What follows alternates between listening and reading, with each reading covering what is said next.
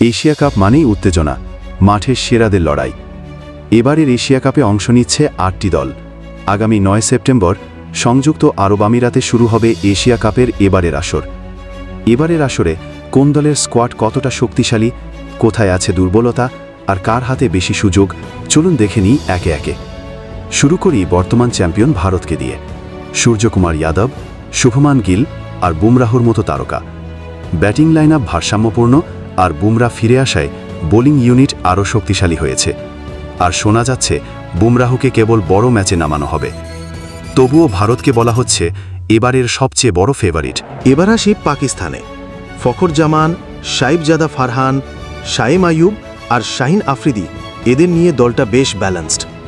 স্পিনে আছেন আবরার আহমেদ আর সুফিয়ান মুকিম, যারা ইউএইর কন্ডিশনে ভয়ঙ্কর হতে পারেন। তবে সমস্যা হলো পাওয়ার প্লেতে ধীর রান রেট আর ডেথ বোলিং।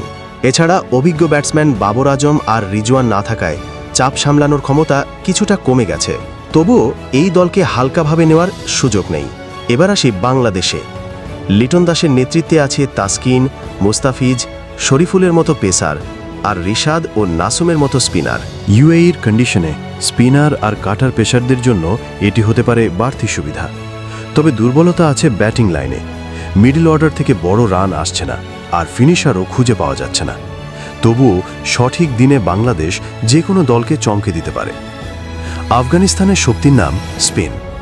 রাশিদ খান, মুজিবুর রহমান আর মোহাম্মদ নবীর মতো বিশ্বমানের বোলার আছে তাদের স্কোয়াডে।